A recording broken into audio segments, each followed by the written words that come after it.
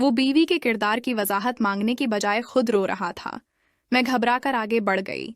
मुझे डर था कि बाहर सब शौहर के रोने की आवाज सुनकर फौरा अंदर आ जाएंगे। सब हैरान होते कि ये लड़की कैसी दुल्हन है जो पहले ही दिन उसका शौहर रो रहा है। मैंने अपने शौहर से कहा कि मैं माफ़ी मांगती हूँ, मैं अपने किरदार की इस दाग से वाकिफ थी, फिर भी शादी करके तुम जैसे शरीफ मर्द की जिंदगी में आ गई। मैंने अपने शौहर को सफाई देने की नाकाम कोशिश की। मेरी बात सुनकर मेरा शौहर घबराकर अचानक खड़ा हो गया। कहने लगा, इस चादर को उठाकर कहीं छिपा दो। मेरी माँ को इस चादर के बारे में कुछ भी मत बताना। मैं हैरत से अपने शौहर को देख रही थी। वो तेजी से अपने चेहरे के आंसू पोंछते हुए बोलने लगा, जल्दी करो, मैं दरवाजा खोलने वाला हूँ। अगर मेरी माँ ने उस बेदाग चादर को देख लिया तो वो तुम्हें पूरे खानदान के सामने शर्मिंदा कर देगी। इस चादर को छिपा दो, मैं अपनी माँ से कह दूंगा कि मैं चादर बचाना भूल गया था। शौहर की बात सुनकर मैं बहुत अलझ गई। मैं तो अपने जहन में वजह और सफाई के अल्फाज जोड़ रही थी, मगर शौहर की बात ने मुझे हैरान कर दिया। मैंने आगे बढ़ के वो चादर उठाई और सूफे के नीचे छिपा दी। जैसे ही मेरे शौहर ने दरवाज़ा खोला, मेरी सास अंदर आ गई। वो मोहब्बत से मुझे देखते हुए सी थी बस्तर की तरफ चलने लगी। शायद वो सफ़ीद चादर देखना चाहती थी, लेकिन जब बस्तर पर चादर नहीं मिली तो वो बहुत गुस्से मैं आ गई। वो सवाली नज़रों से अपने बेटे को देखने लगी और बोली, सफ़ीद चादर कहाँ गई? बाहर सब दादियाँ बीवी का किरदार देखने के लिए बेताब हैं। मैं सफ़ीद चादर लेने आई थी।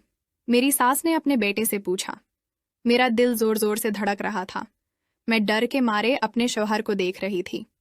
थोड़ी देर बाद उसने कहा, मामा, मैं वो चादर बिछाना भूल गया था, आप जाकर सबसे मुआफ़ी मांग लें। मेरी सास ने ये बात सुनते ही गुस्से में कहा, मैंने तुम्हें कल बार बार कहा था कि कमरे मैं जाऊं, फिर तुम इतनी बड़ी बात कैसे भूल गए?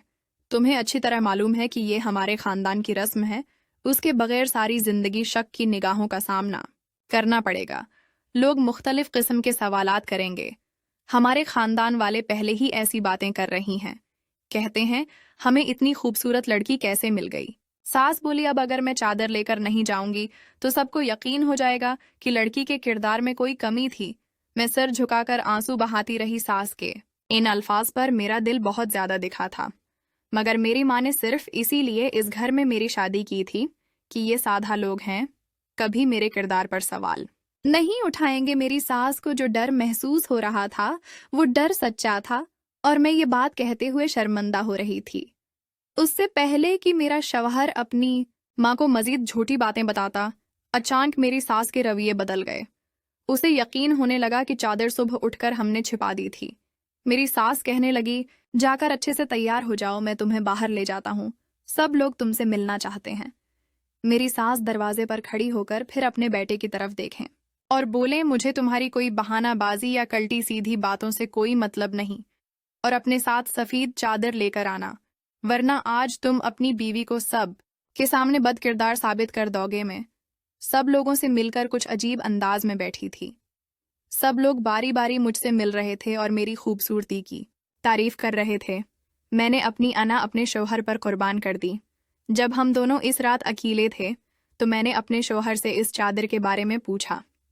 शौहर ने कहा, तुम मेरी निकाह-ए-शुदा बीवी हो, मैंने अपनी बीवी का पर्दा रखा हुआ है। मेरा शौहर सिर झुकाकर बैठा रहा और बोला कि ये बात बर्दाश्त करना मुश्किल है कि मेरी बीवी कनवारी नहीं, पाकीज़ा नहीं थी, लेकिन मैं तुम पर अंगली उठाने के काबिल नहीं हूँ, क्योंकि मैं भी एक गलत आदमी हूँ। मैंने अपनी ज़िंदगी में एक ऐसा गुनाह किया है जिस पर आज तक पछताता हूँ और अल्लाह से मुआफ़ी मांगता हूँ। जब मैंने वो बेदाग चादर देखी तो मुझे बहुत धचका लगा। एक लम्हे के लिए मेरा दिल चाहा कि मैं तुम्हें रेत से पकड़कर घसीटते हुए बाहर ले जाना चाहता था, मगर मेरे गुनाह ने मुझे रोक दिया। शायद वही गुनाह मुझे वापस लौटा था जो मैंने किया था।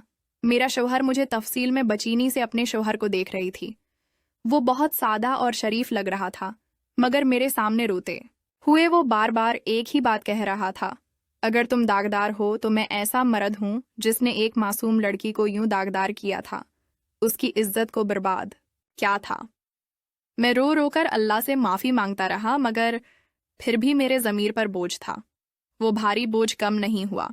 لیکن میں نے فیصلہ کر لیا تھا کہ میں اپنی بیوی کو یہ بات ضرور بتاؤں گا اور اسے حق دوں گا کہ اگر وہ چاہے تو مجھے چھوڑ کر جا سکتی ہے۔ میرا شوہر اپنی کہانی سناتے ہوئے مجھے دیکھنے لگا، اس کی آنکھوں میں آنسو تھے۔ وہ کہنے لگا، تم پاکیزہ نہیں ہو تو کیا ہوا، میں ساری زندگی تمہارا پردہ رکھنے کے لیے تیار ہوں۔ شوہر کی بات سن کر میری آنکھوں میں اس کے لیے نفرت پیدا ہو گئی۔ میں نے کہا، کچھ دیر پہلے تک میں اس ڈیٹر میں مبتلا تھی کہ تم مجھے طلاق نہ دے دو، لیکن اب میں خود طلاق لینا چاہتی ہوں۔ مجھے داغدار کرنے والا کوئی اور نہیں بلکہ وہ خود تھا۔ اللہ نے مجھے اس کی زندگی میں شامل کر دیا تھا۔ میں نے اپنے شوہر کو سب کچھ بتا کر اس سے طلاق کا مطالبہ کر دیا۔ وہ فوراً میرے قدموں پر گر کر مجھ سے معافی مانگنے لگا۔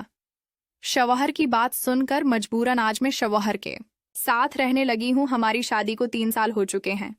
میری ماں کا انتقال ہو چکا ہے۔ میری ایک بیٹی ہے۔ شوہر نے ہمیشہ میری عزت کی، میری قدر کی، مگر میرا دل اس سے صاف نہیں ہو رہا۔ دوستو کمنٹس میں مجھے ضرور بتائیں کہ کیا میں صحیح کر رہی ہوں یا غلط۔ دوستو اگر آپ کو ویڈیو پسند آئی ہو تو اسے لائک کریں اور میرے چینل کو سبسکرائب کرنا مت بھولیے گا۔ اپنا بہت خیال رکھیں، ملتے ہیں اگلی ویڈیو میں۔ شکریہ۔